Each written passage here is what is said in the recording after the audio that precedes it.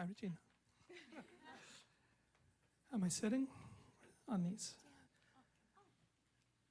Hi, everybody. There's a whole situation. You have the fancy dress for a situation. It's good. Hi,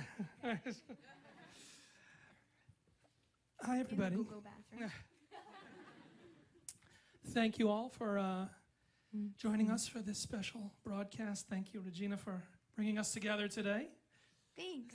Thanks We're going to for having me here. We're going to talk for a few minutes to close out today's event. I'm going to sit here so that I can see you. Find your spot. Oh, that's so much fun.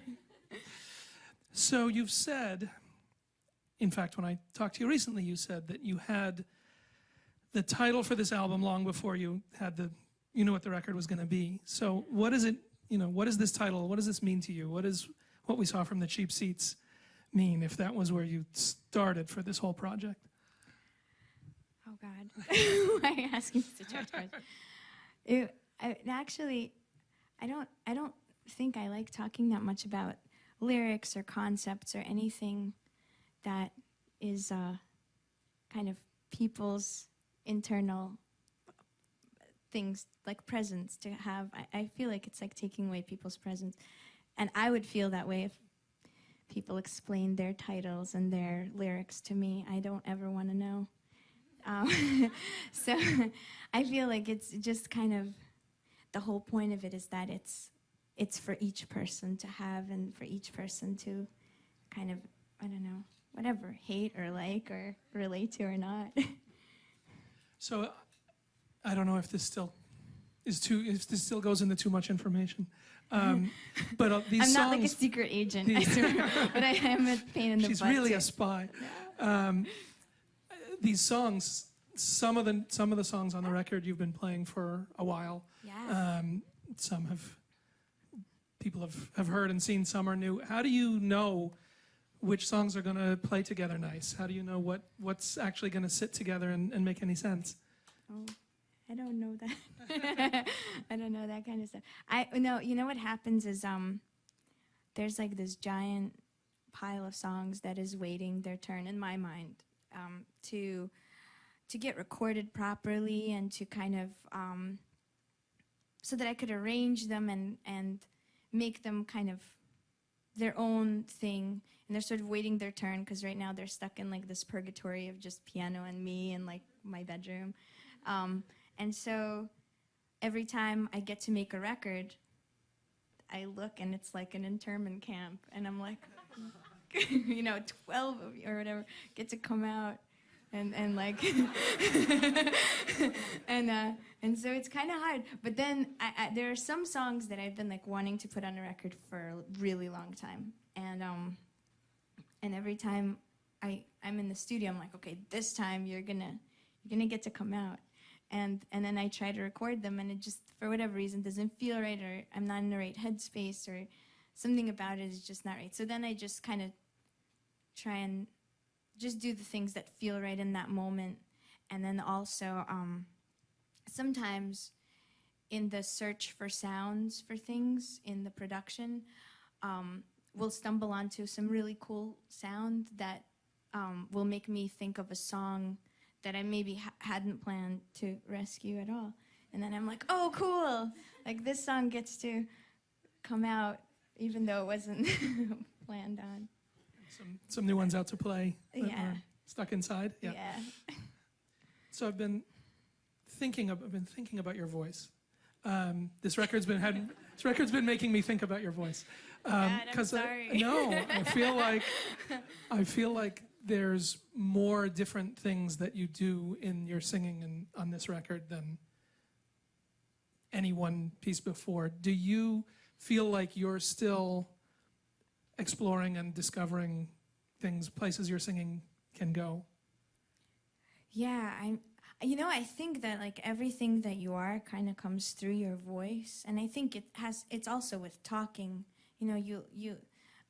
We all kind of change our voices depending on the situation. I think if we're intimidated or if we're really angry, and our whole way of expressing, it's like the thing that makes us besides sometimes being really evil, it's like the thing that makes us kind of different from animals, is that we can talk to each other in words, and I think that inevitably, as we live life, so many things happen, amazing things, tragic things. I think like every minute that goes by, our entire being kind of changes and gets added onto, and then so, of course, that comes through the voice. So I feel like even songs that maybe I wrote like 10 or 11 years ago, they're new to me because of how my voice is, just because of like living life and experiencing life. So I'm really excited when I'm really old and I'm all like, sing all my songs is like in an old lady voice. But there are those singers who get, it really changes and they become a different kind of a singer. Joni Mitchell is like that. And I love that record that she made where she revisited her songs, and like both sides now, like in her new voice, is just like, oh, so amazing. It's like there's life. Like that's an entire life talking to you, You don't have to have a conversation with musicians. You could just listen to them sing a song in the moment, and then like kind of them, I don't exactly know if this makes sense. You'll tell me if this makes sense. But I feel like even more than with most people, there's, your songs, there's the way they would be written down, what the notes would be, and then there's what comes out of you.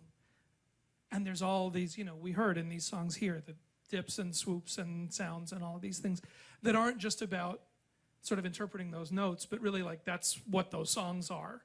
Do you feel your way through, when you talked about how things change in the arrangement, in your vocal arrangement, do you try different things and see what comes, or does it just sort of happen and then you're like, oh, I guess that's what that song's supposed to do? Yeah, I think it's more the second thing, but it's one of those things that I think in my mind I've come to realize that songs are like Jell-O, and that once they set, like as you're writing them, they're sort of like, you could drop weird things in them, but then once they set, like they're stuck. Is that a regret, or is that? I don't know. Is Jell-O ever a regret? I think Jell-O's ever wrong, right? But you can put the pineapple in there, or put the weird stuff in the Jell-O so you can change it up. That's Yeah, alcohol. There it is. Regina Spektor, my songs are like Jell-O shots. There you go. So do you, whenever you talk about music, I hear you talk about the Beatles, I hear you talk about Bob Dylan, I hear you talk about Joni Mitchell. I know you've said music kind of gets to you in funny ways. Do you feel like you listen to new stuff? Do you care to try to keep up? Is it just kind of whatever filters to you is what gets there? As a listener, what's your... I think I'm in a perpetual state of catching up, and I think it has to do with just maybe getting here at like almost 10, and then being in the like kind of also like immigrant world, so it took me years to like oh, what is Nirvana, like, but so I'm always like very, very behind. I mean, I think I like found out about like David Bowie and U2 when I was like 24. So it's like, it's not, so I think that I definitely, I'm very happy when like things fall into my field of vision that are really great, that are new, but I feel like so much, I feel so bombarded by modernness that a lot of the time I just like, and there's so much great music that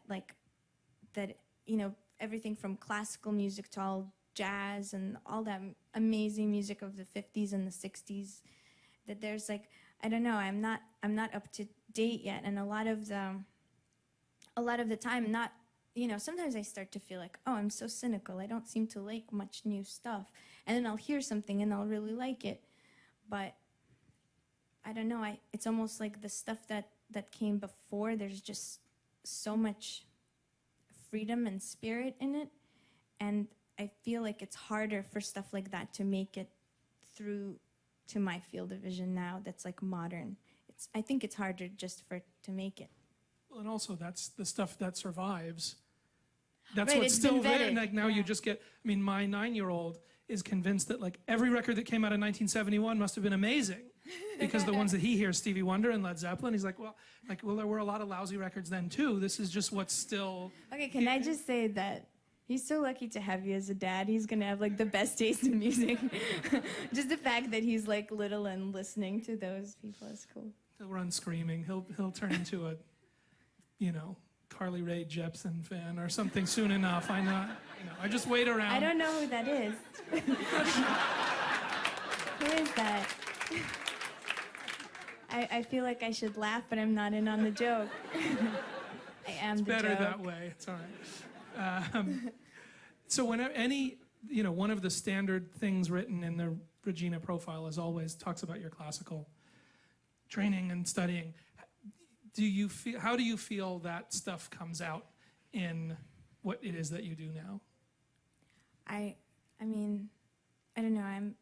I feel like the luckiest person in the world that I got to study classical music. I feel like, I don't know, it's just like so much of my heart and my mind is just like owned by that continent, and it's so vast and it's so interesting and it's so beautiful and emotional, and there's so much scope, there's so much different kinds of classical music, and I don't know, I just feel very lucky. I'm always so grateful. I mean, to me it's where my heart is.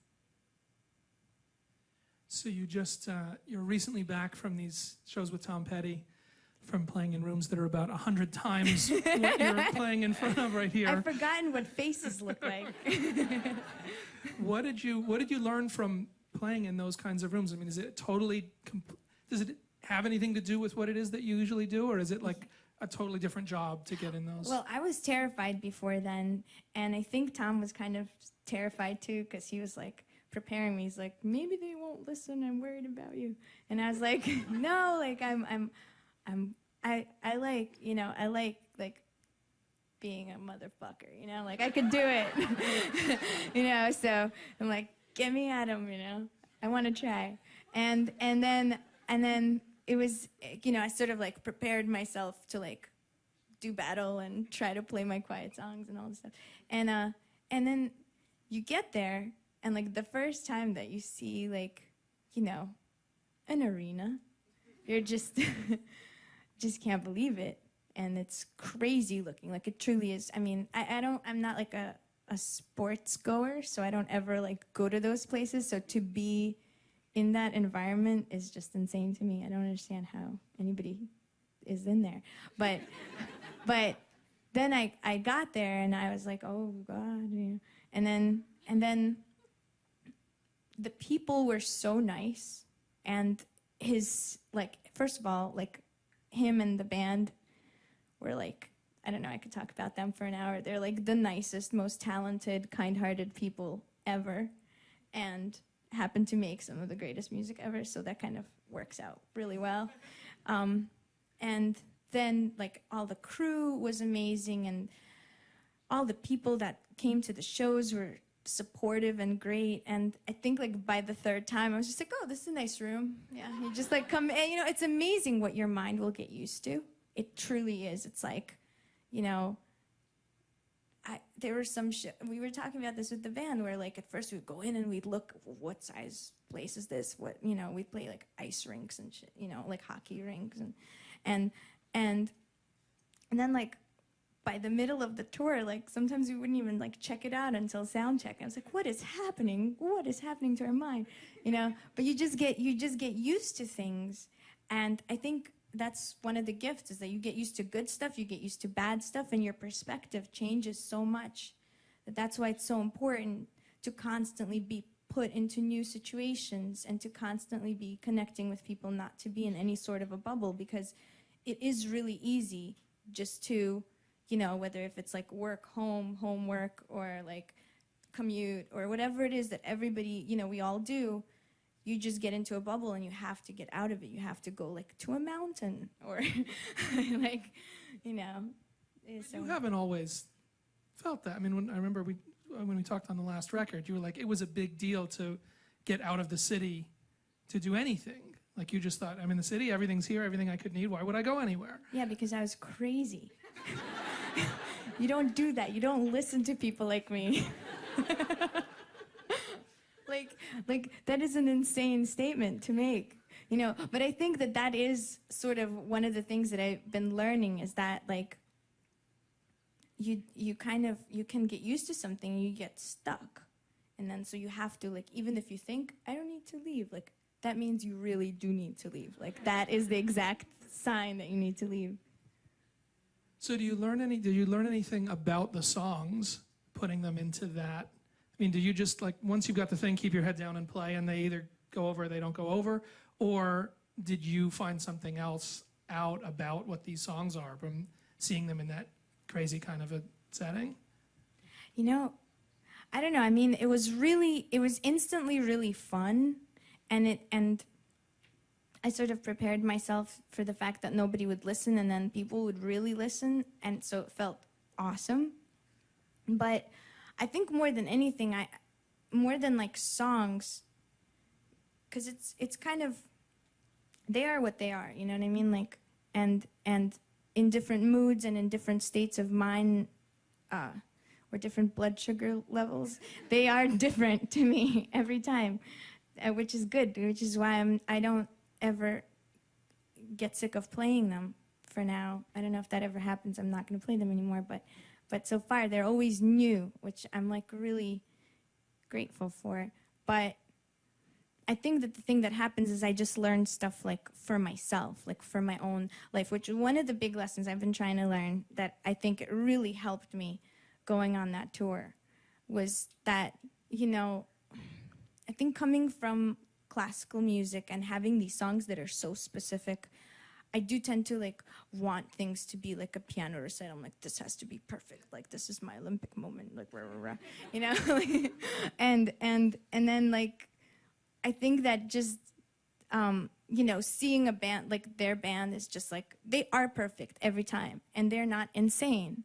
So it's kind of cool. Like there's like this joy in rock and roll that like I'm not, you know, doing somersaults at an Olympics. I'm just playing songs, and like luckily I can't kill anybody playing them. Like there's no danger to anyone. Like if I play a wrong note, like nothing's gonna happen, you know. And I've sort of been learning that, and I think it really helped me going on that tour, just because I would play my show, it would be shorter than my own show, and then I would just dance my ass off for like 2 hours to all of their awesome songs. So I think just having like my insanity and nerves like tempered with like just fun and like sweaty dancing was really good.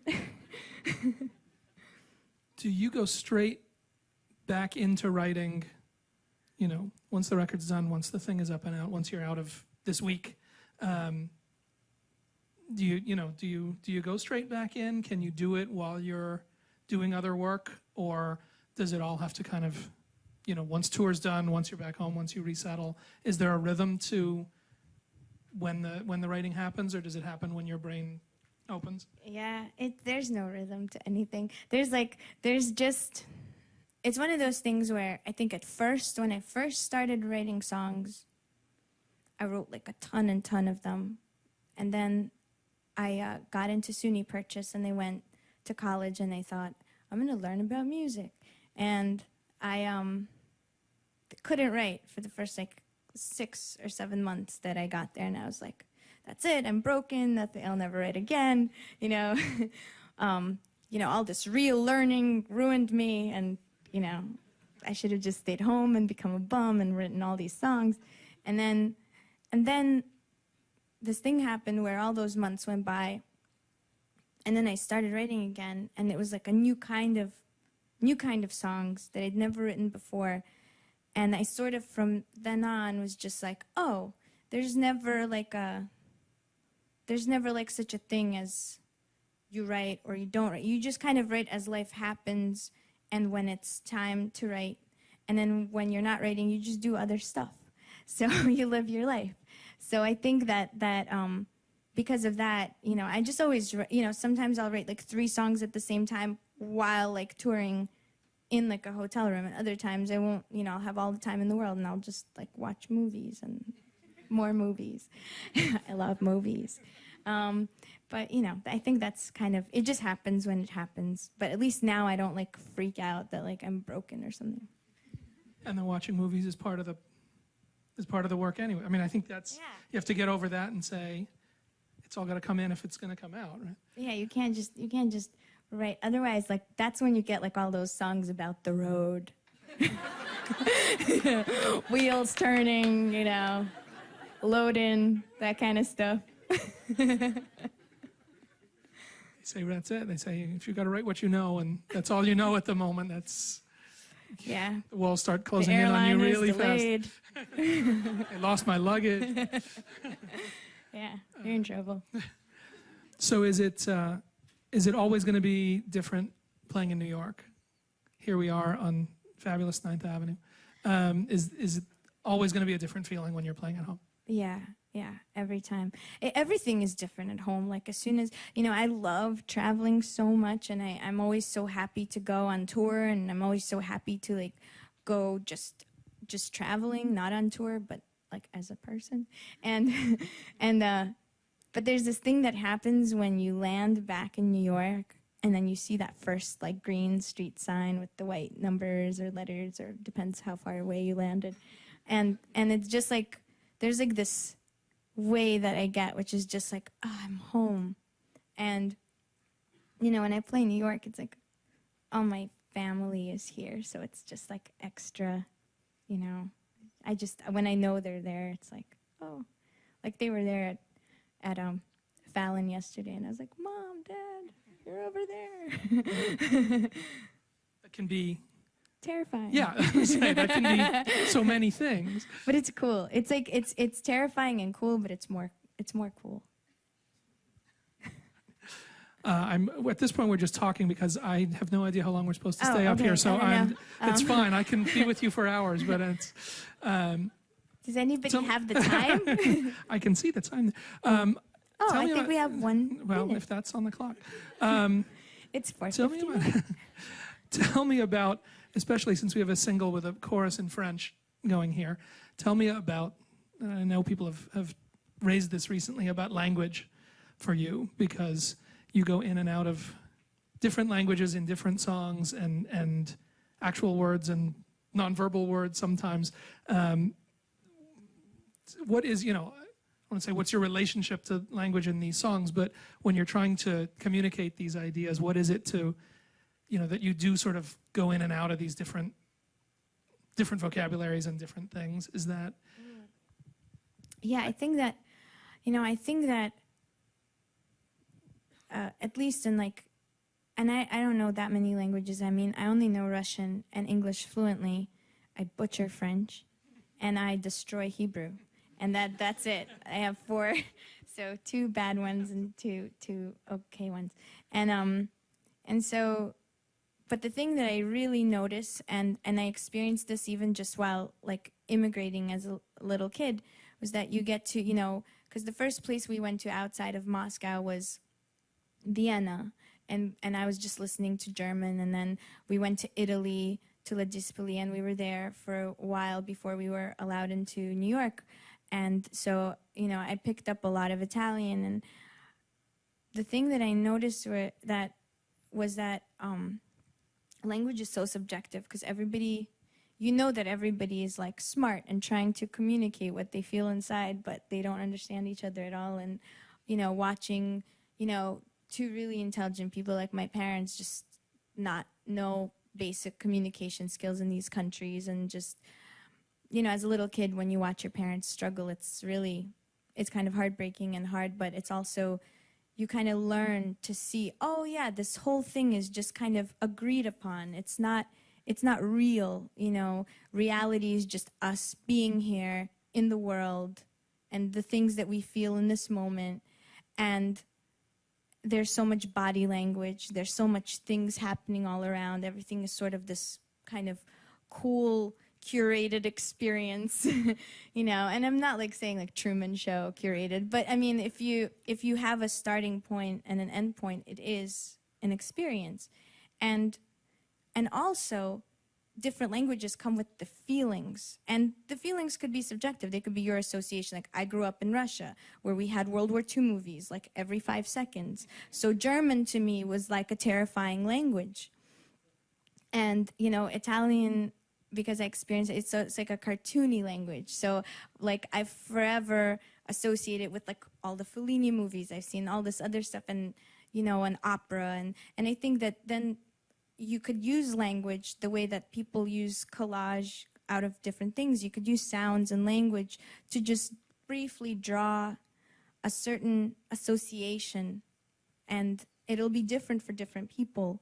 But I really love using whatever little bits of language I have, because it feels like another tool, like it's like another instrument, you know. It's like, oh, I can't play trumpet, but well, actually I can, but but I could play, you know, this French phrase or something.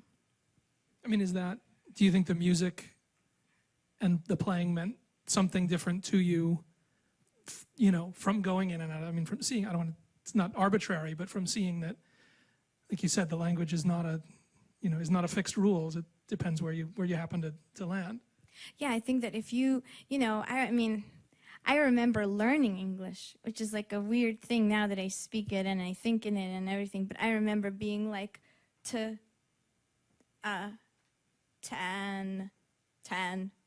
and, you know, like, and it's just like, but, you know, much older than you're supposed to be when you do that.